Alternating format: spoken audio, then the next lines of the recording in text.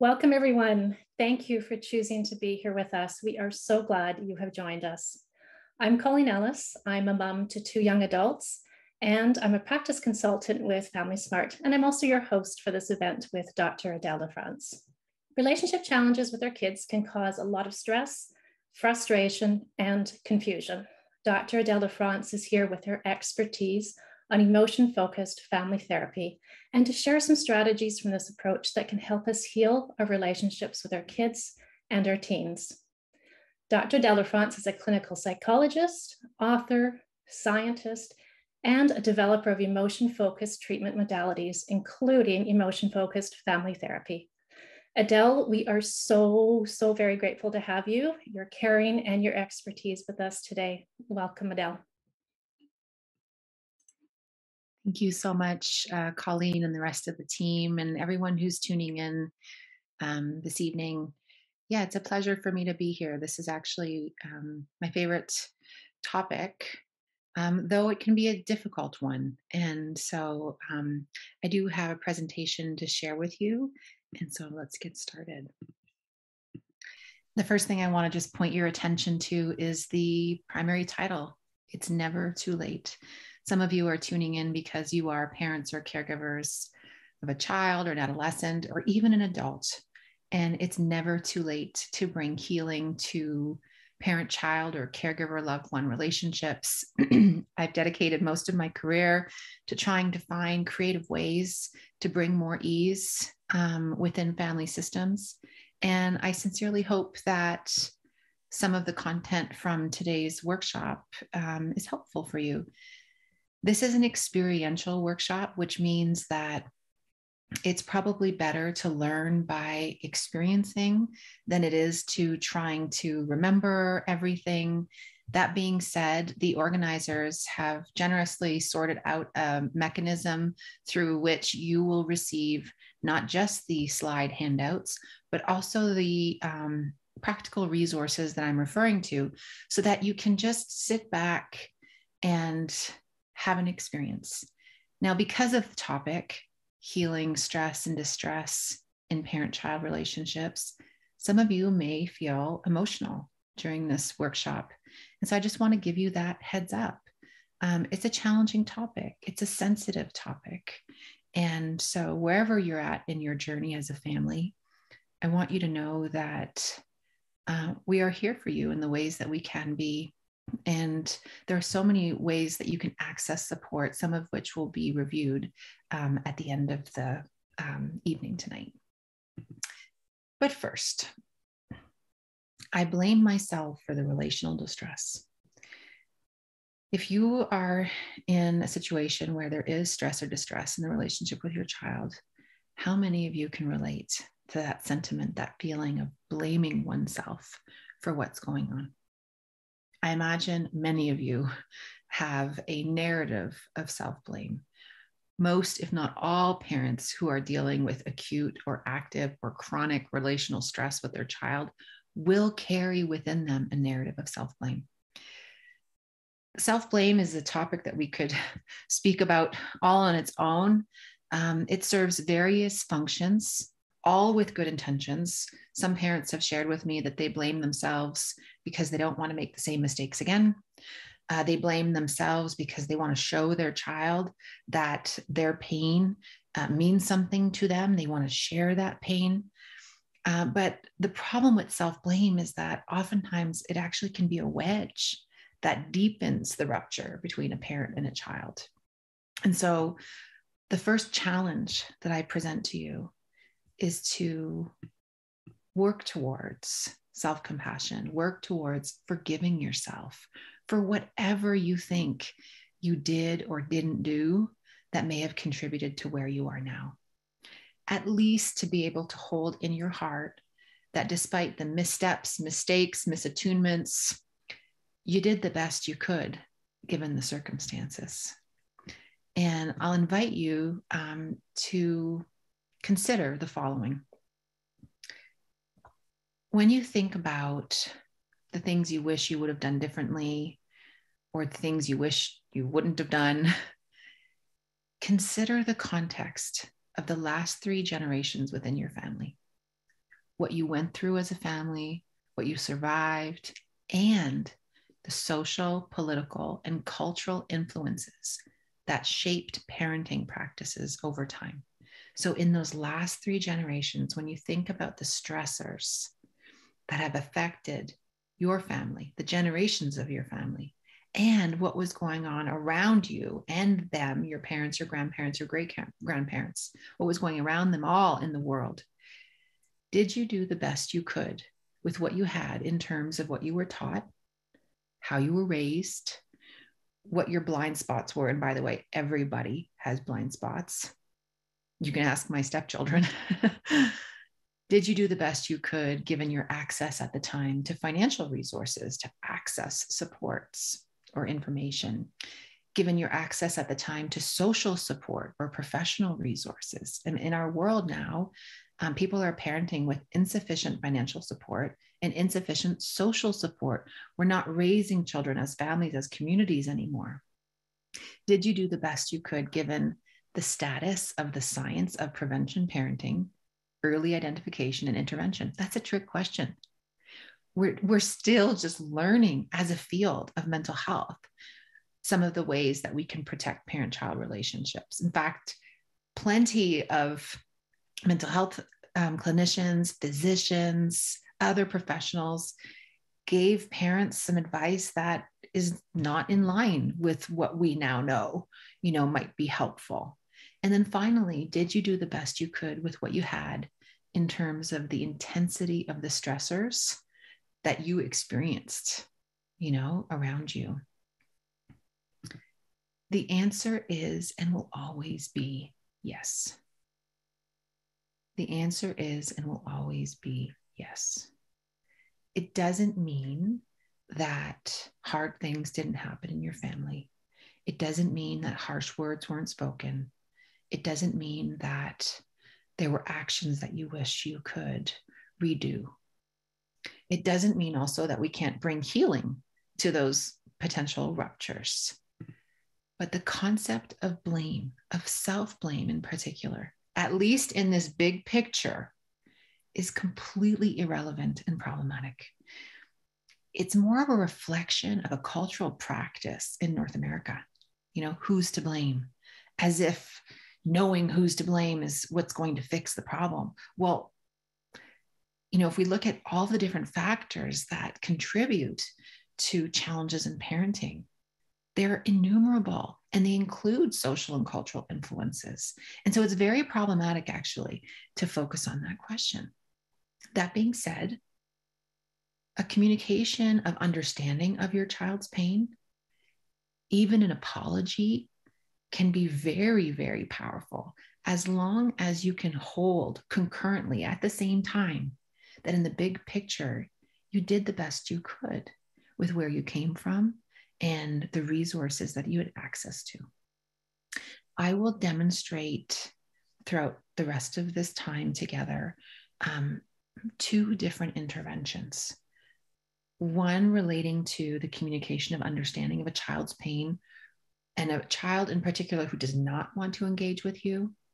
And I'll also demonstrate the power of a very specifically constructed apology in order to bring healing to relational stress, relational distress, even relational ruptures.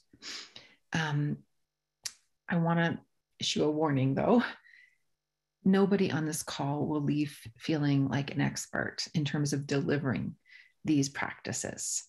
The goal, because we only have a short time together, is to inspire you to feel what it feels like as you receive these interventions that I will deliver, so that you can check in and maybe find solutions that would fit for your family, or be inspired to seek out additional support if it feels like a good fit for you. All right. When our children shut the door, either literally shut the door, of their bedrooms, not wanting to speak to us, or they shut the door to their emotional world, or they just don't want to speak to us, period. This process is actually one of the most activating of all relational experiences, no matter the validity no matter the reasons why. We are social beings. And when we look at the parent-child dynamic, when a child is refusing to engage with us, the research shows, and I mean, experience shows, that it's one of the most upsetting, triggering, dysregulating of experiences. Many, many years ago, there was this classic psychological experiment called the still face experiment. And in the context of the still face experiment, there's a baby and a mom. And the baby and the mom are interacting. And they're interacting as they typically interact. And it's sweet, it's connected, it's very present, it's very conscious. And then at one point, the experimenter asks the mother to turn away and then to turn back with a completely still face. And the baby doesn't know what to do. The baby realizes it right away. And she starts trying to engage with mom using the strategies that they've used in the past, like, hi, being cute, pointing at things. And when the mother remains still in her face, the baby starts to get upset and even angry, eventually even losing her posture. Okay. This experiment was to show the importance of parents being attuned and responsive to their children. And, it's true. It's true. It's a really valid point. However, I feel like it was a really, there's a missed opportunity here, because we always focus on how it is for the baby when the parent's not responsive. But I'm just as interested, if not more interested right now, at least tonight, in what it's like for the parent when their child is not responsive. It's actually the same process that becomes activated. So when our children don't respond to us, we might use the strategies that we used to before the breakdown occurred, connecting around shared interests or positive memories. And if that doesn't work, we might get frustrated and we might lose our cool, and we might say or do things that we regret because of the distress that is wired within us when we're not experiencing that reciprocity in relationship. And so I'm going to show you the video of the still face experiment, but I'm going to ask you to watch it in reverse. And so when you see the baby, imagine it's a parent of a teenager who's not wanting to engage with them in any way, who's shutting them out. And so the mom in the video is imagine that it's the teenager who, after years of connection, has shut the parent out. So the baby is the parent who's been shut out, and the mother in the video is the teen who's shut the parent out. And I want to show you this in case you recognize in yourself that you have had this experience, so that you can have compassion for yourself. It is a wired experience. It's one that we eventually want to override, that we want to be able to respond to rather than react to. But it's really to cultivate this self-compassion. I was working with a family years ago, and the teenager was in my office because we were going to have a session of family therapy. And the teenager was sitting in my office like this. And the parents hadn't arrived yet. Mom arrives and she sees the daughter and says, "Oh, hi, sweetheart. How was your day?" And my first thought was, gosh, my mom's not really super attuned to her daughter, because clearly her daughter is miserable, And then she says, "Oh, guess who I saw on the way over here? Remember Jessica from dance class? Do you still talk to her?" And the daughter's just like, "Oh." And I remember thinking, like, gosh, no wonder the daughter doesn't want to talk to mom. Like, mom doesn't really get her. I was wrong. I was very wrong. Mom was very attuned to her daughter's distress. And she was using the strategies that used to work in order to connect. And eventually mom did get frustrated, like, I'm talking to you, don't be rude. Exactly mirroring this process in reverse. So I'm going to show the video and see if you can't recognize yourself or maybe your co-parent when you are in the midst of being shut out, by your child, by your teen, by your adult child.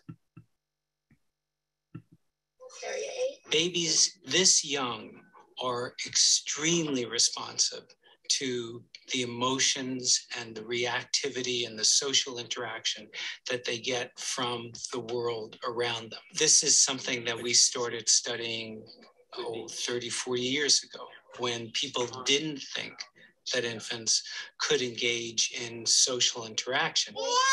In the still face experiment, what the mother did was she sits down and she's playing with her baby who's about a year of age. I'm like a girl.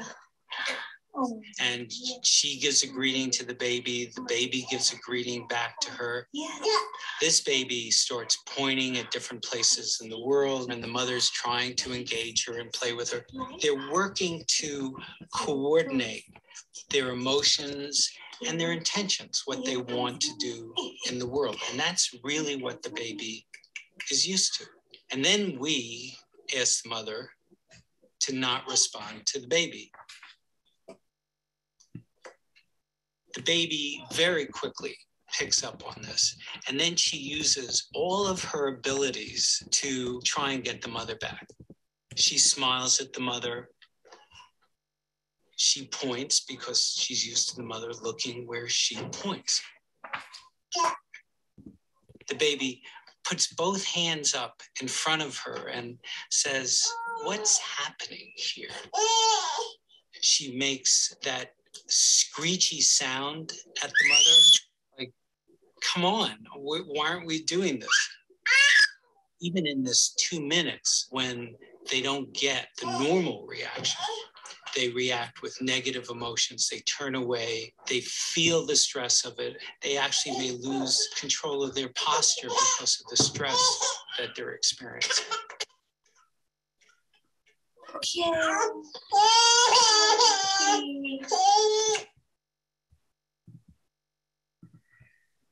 I mean, I have watched that video so many times, especially in reverse.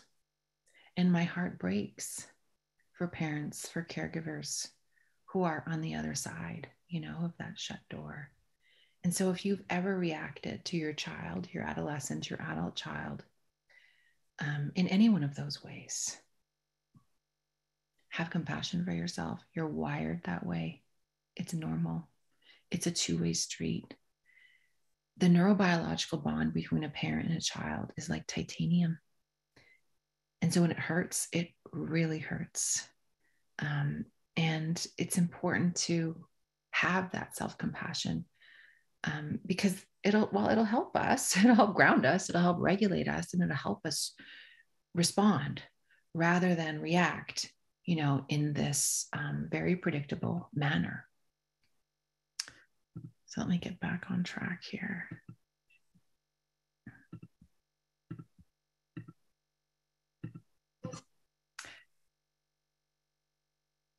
The other piece is beyond the recognition of how normal it is to react in a variety of different ways when our child shuts us out. It's also important to have skills to help break through that wall, that is between us. And the first skill that I'm going to demonstrate tonight comes from the module of emotion coaching from emotion-focused family therapy, a model that I developed a number of years ago. And I was teaching this technique to a group of parents whose children had different mental health issues, emotional struggles. And it's a specific technique, and I'll give you more information about how to get more exposure to the technique if you're interested. But for now, I just wanted to share that as I was teaching the technique, there was a dad in the group who was very engaged, but during this particular piece, his eyes were kind of glazing over. And I thought, okay, I should check in with him. So I asked him, how is this landing for you? And he looked at me and he said, with all due respect, it's not going to work because my daughter won't speak to me. And when I try to connect with her, she blows me off and leaves, goes to the next room. And I thought, aha, that is a challenge. It's not a unique one. And so we need to figure this out. So right then and there, as a group, we helped him to write a script in order to respond to, validate his daughter's refusal to engage with him. And it was a brief script. And then he went off and we met again the following week. And so I was doing the check-in with the parents, how has the time been? Did you try out the strategies? How did it go? And he didn't say anything. But I checked in with him a little later. I'm like, how did it go with your daughter? And he looked at me with a wry smile and he said, she opened the door. So he made attempts to talk to her. It could have been about anything. And she did the old standard at that point, roll her eyes, whatever, stop it, da, and walked away and went to her room and shut the door. And so then he took his script that we'd worked on and he communicated it through the door. And eventually she opened the door. She opened the door physically, but she also opened the door emotionally. And when he shared with me that feedback, I thought, okay, we need to formalize this process. And now we've used it for parents who are struggling to connect with children, teenagers, adult children. In fact, there's this one parent whose daughter hadn't spoken to her for 30 years, unless it was like a need to in the context of a family get together or gathering. She would only text, wouldn't pick up phone calls. And she attended one of the workshops that I gave. And she asked me, she's like, do you think this would work? Like, it's been 30 years. I said, I believe there's hope. I think it's worth trying, but stick to the script, stick to the protocol, stick to the formula and see what happens. And so she went off that night. And the next day she came back to the workshop beaming. And I asked her, like, how did it go? And she texted her daughter. And she said, I went to a workshop today and I learned something that I wish I would have learned many, many years ago. And I would like to share with you some of what I learned. And her daughter responded and said that she would accept a phone call. And mom was nervous. The stakes felt really high. She called her daughter and she said, I just want you to listen, if that's okay with you, to what I have to share based on what I've learned in this workshop. That really touched me. And she went through this protocol that I'm going to demonstrate in a minute or two. And her daughter said to her, thank you. And better late than never. And it was beautiful. There were people in the room who were crying, 30-year estrangement. I mean, that has a serious impact on one's well-being, whether you're the parent or the child, because of the power, the strength of that neurobiological bond. And then later in the day, the mom was like waving her hand wildly, wanting to say something, and I'm like, yes, please share. She said, I just got a text from my daughter. She asked if she could come visit for the weekend. I mean, there wasn't a dry eye in the room. Now, it doesn't always work that dramatically, but I want you to feel inspired by what might be possible and to know that if ever there comes a time where there's a serious rupture between you and your child, that there are strategies out there, there are interventions out there that can help bring you back together. So I'm going to demonstrate this technique. It's called emotion coaching silence, or resistance to engagement, like a resistance to like talking about certain things. Or as a first step, I'm going to validate the child's resistance to talk, to engage. Then I will validate the possible emotions that are fueling the resistance to talk. And at the end, I will offer some emotional and practical support, mostly focused on giving space and time to rebuild trust, And all I want you to do is receive it as if you were your child. And if that feels too sensitive, if that feels too emotional, then you can just listen to it, in however way you feel is most appropriate given given how you're feeling tonight. So I'll go through it again. First, I'll invite you to become your child. Imagine them in that space of, I don't want to talk to you. And I'll validate the reasons why they might not want to talk. Then I'll validate the different emotions that might be fueling the reasons. And then I'll finish off with emotional and practical support in the form of space and time to rebuild trust. So I'll invite you to take a deep breath.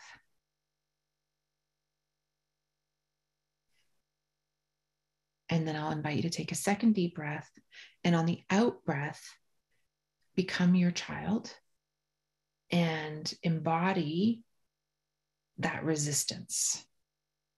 And I'm going to go through the script. And throughout that experience, just feel what it feels like below the neck, like not like what your child would want to say, because this is more about learning through feeling. See what happens below the neck, especially because this intervention, the way I'm going to demonstrate it, I'm just going to talk. And that may not be totally normal in the context of a parent-child relationship, or it could be.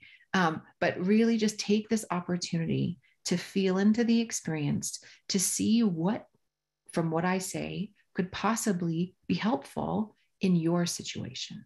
Okay. The other piece I'll say is that it works best if your eyes are closed or your gaze is down, so that you're not distracted by the visual stimulus. The other thing I'll say is that this approach works best if it's done with sincerity, with heart. And so I'm going to imagine that I'm speaking to one of my loved ones who struggles to engage with me. That's the truth about this work. We're all human. And so even though I develop this and I teach it, it doesn't mean that all of my relationships are squeaky clean or perfect, not at all. If anything, I'm just so grateful for all of these resources, because they've helped me go through some challenges, that otherwise I would have been even more difficult. So to bring in the sincerity and the heart, I'm going to imagine that I'm speaking to one of my loved ones. But you imagine being your loved one, and maybe even imagine that you're receiving this from you, so that you're being your child, but you're receiving it as if like you're the child and the parent is giving it. All right. So take another deep breath. Close your eyes or avert your gaze, and I'll begin. I just wanted to start off by saying that it actually makes sense to me now why you wouldn't want to open up to me, because you're a private person and, you might find it uncomfortable to talk about feelings or tough topics. You might be worried it won't be helpful or that you'll end up feeling worse. I can also understand, I think, why you might want to remain silent, because we haven't always been in the habit of talking about the tough stuff. And when we have tried to talk about some of the more difficult topics in the past, it's sometimes been awkward, even uncomfortable. And if I'm being totally honest with myself and with you, it would make sense that you wouldn't want to engage with me right now, because I've had a tendency to jump in and try to fix things, which hasn't always been helpful. Or it might be hard to imagine that I could understand where you're coming from, especially since we've lived such different lives. And finally, because I haven't always been there for you in the ways that you've needed, wanted, or deserved. I can imagine that underneath that silence, you might also be feeling sad. You might be longing to connect with somebody who really gets it, or because it would be normal to want your family to connect with you in a deeper way. You might be feeling scared that if you open up to me, that I might use it against you somehow, or that it might be too much for me, that I might fall apart. You might even be feeling angry because there's some unresolved stuff between us, and because you've been struggling for a really long time and we haven't been able to figure out the best way to help you yet. And so I want you to know that there is space for us to build trust. There is space for you to build trust. I recognize the need for you to learn to trust me again. And it's worth it to me to figure that out with you. I also want you to know that there's no pressure for you to talk to me right now. We can talk when you're ready. Your silence doesn't scare me, and it doesn't push me away. In fact, I'm not going anywhere, for better or for worse. I'm going to keep checking in with you, and I'm going to keep trying to learn new strategies to connect with you in a better way. I will be there for you no matter what. Take another deep breath. I just want to point out a couple of pieces from that script. I validated at the very beginning a few different reasons why they would not want to engage. The first had to do with them, private person. The second had to do with the relationship. We haven't always been in the habit of talking about the tough stuff. And the third had to do with us, right? I may have had the tendency to jump in and try to fix things, which is totally my default mode. So that one was ringing very true for me. But the other piece, the other sentence that is really powerful that I would love for you to write down and memorize is, I haven't always been there for you in the ways you've needed, wanted, and deserved. That is a sentence that anyone in a relationship can say to anyone else in relationship. Because of where we're at right now in the evolution of the human species, because we need to eat at regular intervals, because we need to drink at regular intervals, because we need to use the bathroom, because we need to sleep. And then in the culture in which we live, because we often need to work or engage in extracurriculars or, it is impossible. Read impossible, underline impossible, for us to always be there for people in the ways they need, want, and deserve. So it's not like a self-flagellation. It's a fact. And when we say these words, I haven't always been there for you in the ways you've needed, wanted, and deserved, it's also a form of deep validation for the person receiving it. No excuses. It's just like, yeah, it's a fact. I haven't always been there for you in the ways you've needed, wanted, and deserved. It feels so good, especially since for a long time, culturally, parents were taught not to acknowledge limitations, not to acknowledge weaknesses, and surely not to apologize.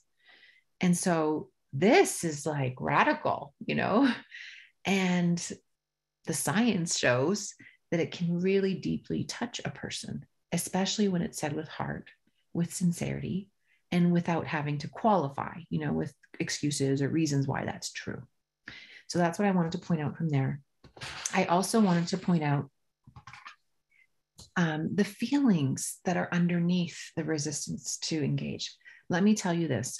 Your kids want to be in relationship with you. They do, always. I've worked in so many settings, including foster settings, adoptive settings. Kids always want their parents. There might be emotions that are keeping them stuck or resistant, but underneath it is the longing to connect in a good way. And so it can be really helpful to then maybe talk about, like, yeah, maybe you're sad. Maybe you feel scared that if you open up to me, I'll use it against you, or I'll fall apart, I'll get upset, or I'll think that there's something wrong with you, or maybe you'll be embarrassed to show me what's underneath there, or you might be feeling angry, that we haven't figured it out yet. It can be so powerful to name those emotions, because Dan Siegel, who's this wonderful mental health professional in the US, he has this phrase, to name it is to tame it. To name the emotion is to reduce its power. And so if these emotions are fueling your child's resistance to engage with you, and we name the possibilities, I can imagine you might feel blank emotion because they lose their power, which means they're going to be less resistant.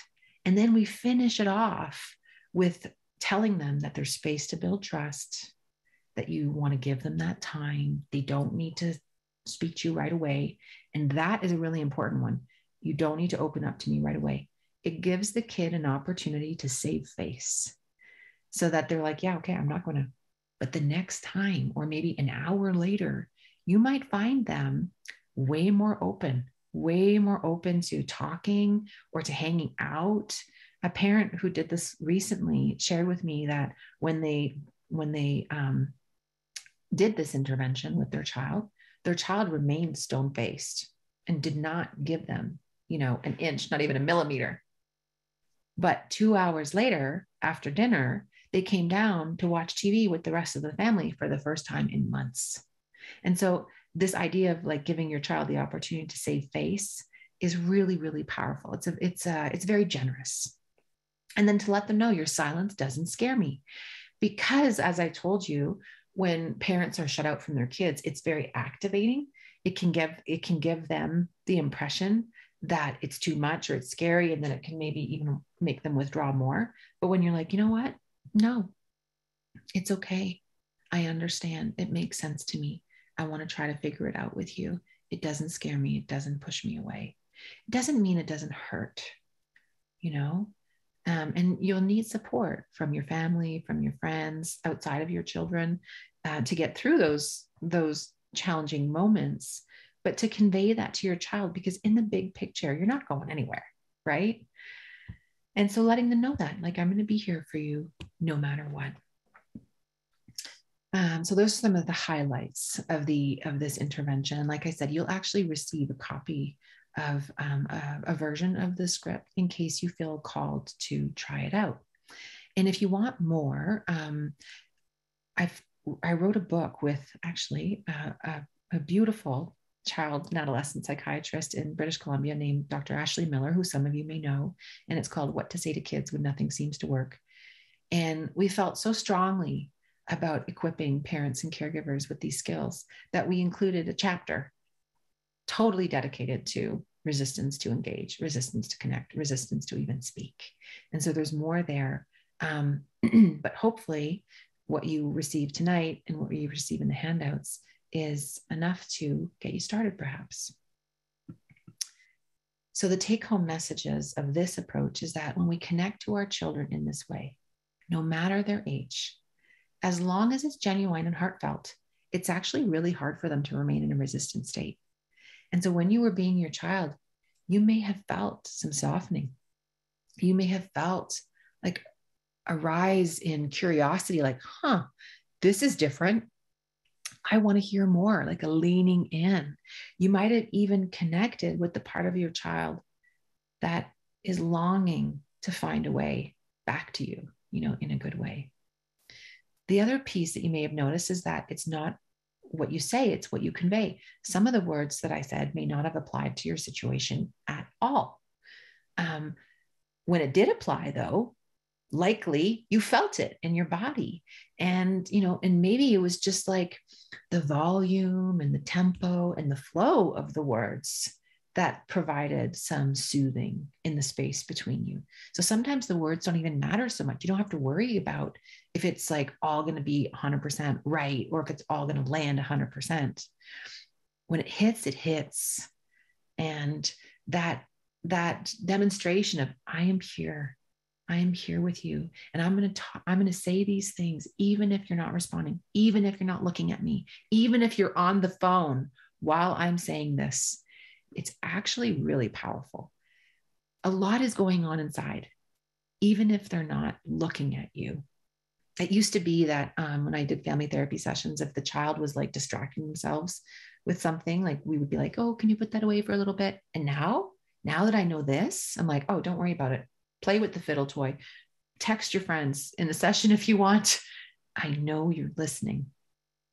And when we engage with them in this way, in the way that I've just demonstrated, it's potent. It's potent. They will hear you. Things will land. Even if they say nothing, there's a lot going on. And you can trust that eventually something will transpire. Communicating that there's no pressure, sticking with them, making those educated guesses are what we found are the best way to transform resistance. However, if you do give this a go, some version of it, that feels right for you, chances are it's going to feel very uncomfortable and very unnatural, to the point where, based on that bodily feeling, you will assume that it's not working. And I will say, you can't always trust your bodily felt sense regarding what's working, because what you're doing is overriding cultural conditioning. What you're doing is you're overriding what's expected in relationships, which is reciprocity, giving and receiving. Okay. And it's different. It's different than how we engage. And it's probably different than people have taught you how to engage. And so know that it feels awkward. It feels uncomfortable. It's worth it to stick with it. As long as it's genuine and it's heartfelt. And your child may reject you and say, why are you talking to me like that? That's okay. You can withstand that, and just let them know, like, I am determined to find a way. And if you want to take it to the next level, you could even consider an apology. And it's a therapeutic apology. And it's definitely the most powerful of the family-focused interventions from the EFFT model. And again, I'm going to talk to you a little bit about it, but first I'll give you a little bit of background. So many relational injuries, many relational ruptures stem from feeling misunderstood. So your child or teen or adult child feeling misunderstood, or something hard happened in the family and the feelings that followed remained big for whatever reason. I'll give you an example. There was a family where they talked about a teenager who really just shut down, shut off from them.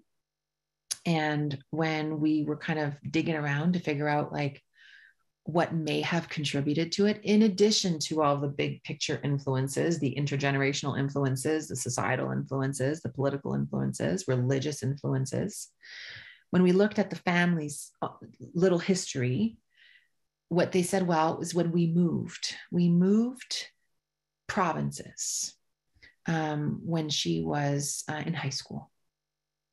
And we were hyping them up about the move. Like, it's going to be great, new school, big school, more to do, more clubs, da, da, da, da. And so that was fine. They moved. But when they moved, it did not go well for one of their kids.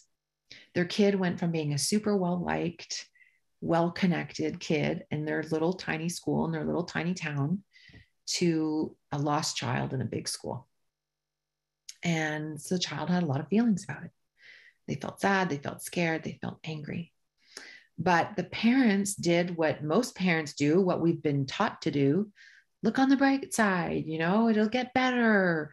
Okay, let's do some problem solving. And so those big feelings were never resolved.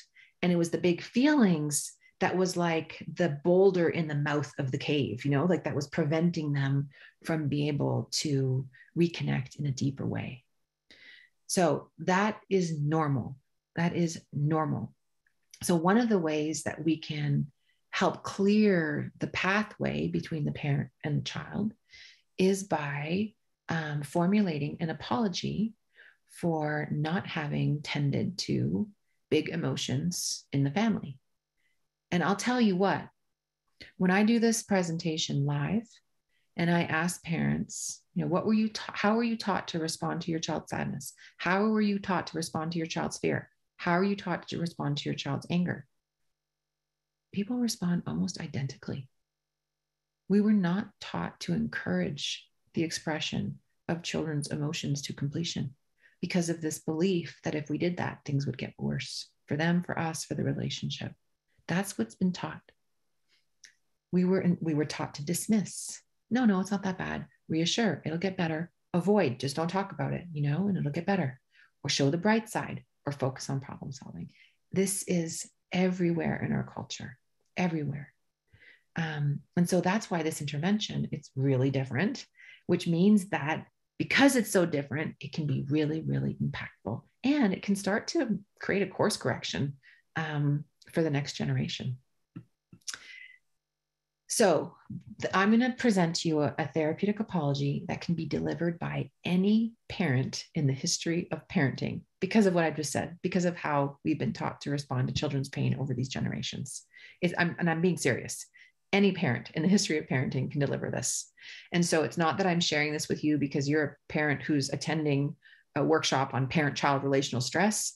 It literally is an apology that any parent in the history of parenting can deliver. In fact, it's also an apology that any member of a couple can deliver to their partner in any relational dyad. Okay. Thankfully, though, it's also designed to heal relationship injuries. So if you can relate to any of that, then I invite you to feel what it's like to receive this second intervention from emotion-focused family therapy that I'm showing tonight. Before I do that, I just need to remind you one more time. This is a therapeutic apology. It's not because you're to blame. In fact, the spirit of the approach is the following. Apologizing to your child does not mean you are to blame when we're doing it this way. It means you are willing to release the burden of the pain of generations past. The way you parented has more to do with how you were parented and in the context in which you were parented than anything else, okay? But it is an opportunity to create a course correction, to support an evolution within your family system, within your family line. And so that's really encouraging. All right, there are 5 key ingredients to the apology. I'm not going to spend a ton of time on each of them, but I just want to kind of highlight a few key points for each. So you start off the apology, and you're going to be provided with a handout also to structure this if you feel called to do this. So we start off with acknowledging the injury and the unique impact that it would have had on your child. So if I use the example I used earlier of the move, there was more than one child in the family, but the move was really hard on the one kid because that one kid was in the middle of high school. And so, and they were not as outgoing as the other kid. And so, the parents started off their apology by saying, I want to talk to you about how hard the move was, especially because it was in a really important time in your life, and especially because of the kind of kid you are. They didn't even need to do an apology for the other kids. The other kid did totally well, you see? So it's not like they did anything wrong with the move. What was missed, though, was helping the child move through the big feelings associated with the move. So they're not going to apologize for having moved when we come to the apology part. They're going to apologize for not having noticed or helped them move through those big feelings. So first, we acknowledge the injury, the event, the pattern that was problematic and its unique impact. Then we label and validate what it must have been like. Like imagine you might have felt sad because you might have felt scared because, very much like I did in the previous iteration. Next, this is where we say the I'm sorry. And we say the I'm sorry from the good house. Now, the good house is a metaphor for parents. The good house is imagine like a beautifully manicured home, well taken care of. It represents a parent who knows they did their best, given where they came from, given the resources that they had access to at the time. So it's grounded in the truth that they are a good person who did their best. Alternatively, or conversely, an apology from the bad house is like when you apologize from a place of feeling terrible and like you ruined their life and like you're to blame forever and ever and never to be forgiven. And I'll show you the difference between the two. Okay. This is an apology from the good house. I am so sorry for the pain that caused you. You see, like, I'm not falling apart. I am strong. It is a gift I give. Now I'll demonstrate an apology from the bad house. I am so sorry. Oh my gosh, I'm so sorry. Please forgive me. I'm so sorry. Oh, now I'm going to do it again. And notice what happens in your body when I do both. Okay. So first, the good house. I am so sorry for the pain that this caused you. Okay. Now notice what happens in your body when I dramatize the second. Oh my God, I'm so sorry. I'm so sorry. I'm so sorry. It was so terrible of me to do that. Right. The second one, it's like, woo, too much, I don't want to see you suffering. It hurts. So really important to know the difference between those two. And the next, you share with your child what could have been done instead if you had the benefit of a crystal ball and assuming you had access to full resources. Okay. Now you don't say that. If I would have had a crystal ball, I should have done this. No, you don't say that part, but it comes from that place. Like, I should have noticed when you were starting to isolate. I should have checked in on you more often. I should have gotten my help for myself so that I had more resources to share with you. It's fantasy because you did do the best you could given the circumstances.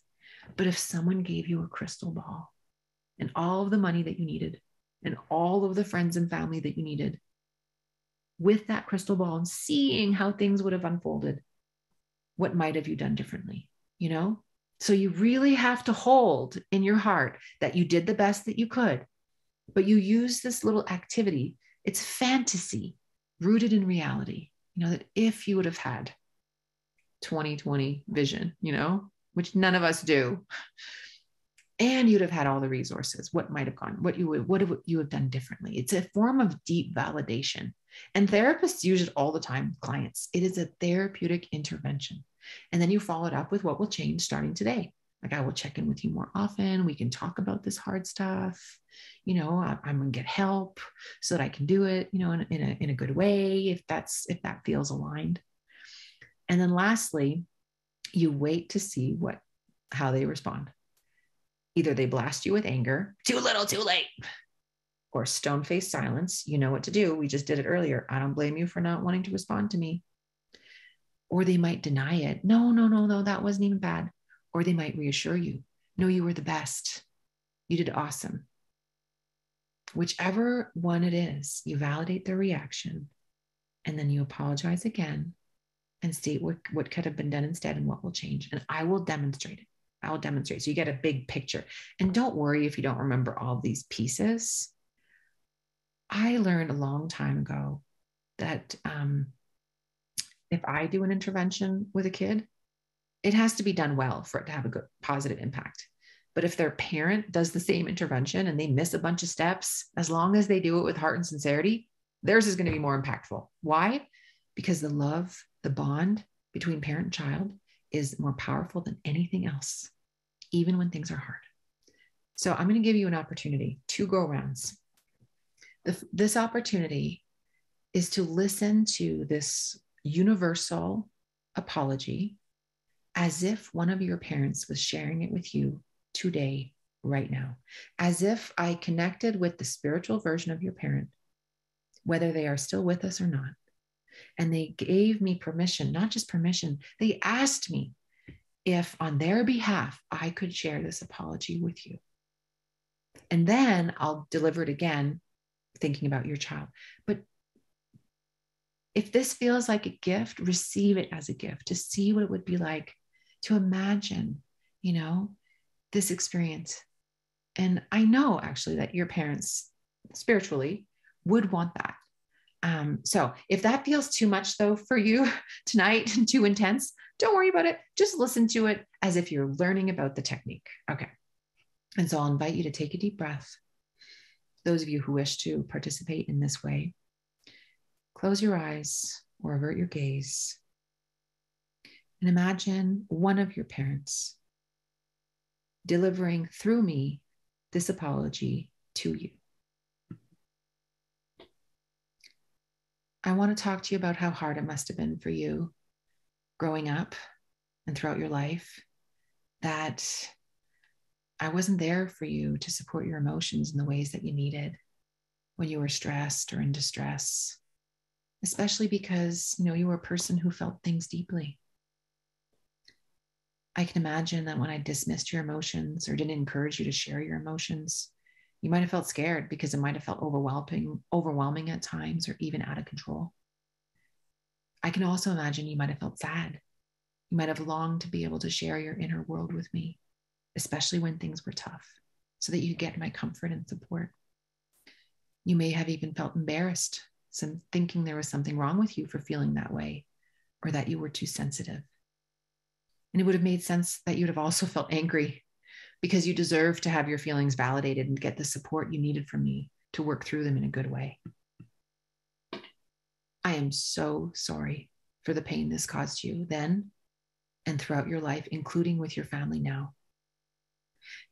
I should have encouraged you to feel and express all of your feelings, in particular your anger. I should have helped you to see that it's normal and healthy to experience the full range of emotions. I should have found help to learn how to move through emotions in a good way so that I could support you to do the same. I should have stopped others who tried to make you feel like there was something wrong with you for feeling the ways that you did. I should have done more to counter cultural messages about emotional expression. And so today in this apology, I ask you to forgive me, but for your sake, not mine. This old pain is weighing you down, and it's likely affecting so many of your relationships. For this reason, I ask you to please hold in your heart that you were perfect as you were, that your emotional needs were valid. Know I was a parent who loved you dearly and who did the best I could given my circumstances. I'm so proud of you for doing what you can to interrupt the intergenerational cycles by being here today. You truly are amazing. Seal that in. And now I'm going to say it again, but this time as if I were a parent saying it to a child. And by the way, I have shared this apology with one of mine.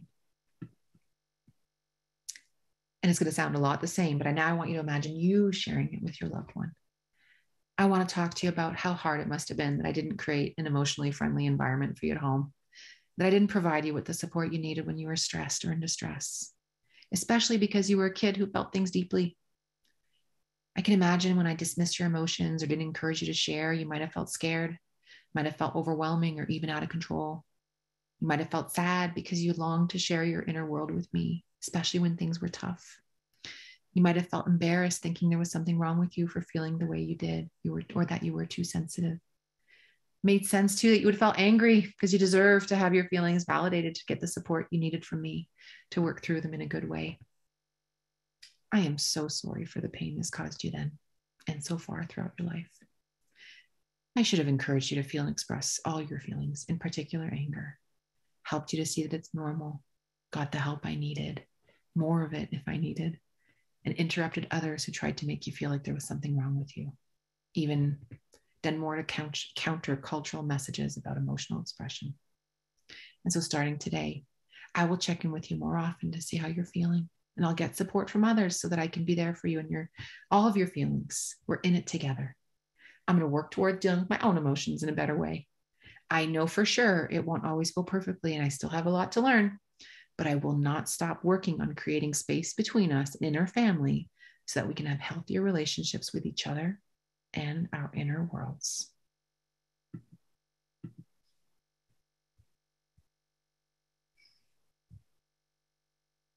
Whatever is going on in your family, whatever inspired you to come here tonight, it didn't start with you. And a little can go a long way. If you remember one thing from this workshop, it's to forgive yourself. Forgive the past. Forgive your child if you hold resentment towards them. You can be the first domino by taking anything you've learned tonight and trying it out. Even if it doesn't go well, trying again. I can't speak enough to the power of validation. I can understand you'd feel because it's such a beautiful way to create connection, especially when there has been stress and distress. And finally, if you want more information or video support on some of these topics, you can check out mentalhealthfoundations.ca. There are free videos, free handouts for parents and caregivers that you can watch from the comfort of your home, that we review a lot of this stuff. You can connect with an EFFT therapist in your area, or you can wait to hear from Colleen about other resources that are going to be available to you through FamilySmart. And so finally, take a moment tonight, tomorrow, to consider what you're taking with you, what you're leaving behind. And of course, a huge thank you on behalf of your children, especially if they're not in a position to thank you just yet. They are so lucky to have you in their corner to be participating in a workshop like this tonight. Thank you, everyone. Thank you, Adele, so very much for sharing so much of your expertise with us in the past hour, and really in a way that informs us and gives us some really practical strategies. Thank you so much. And it also gives us a lot of hope too for our relationships with our kids. And we're really grateful to our funders who provided us with this opportunity. And again, big thank you, Adele, and also big thank you to everybody who joined us tonight. Good night, everybody. Take care.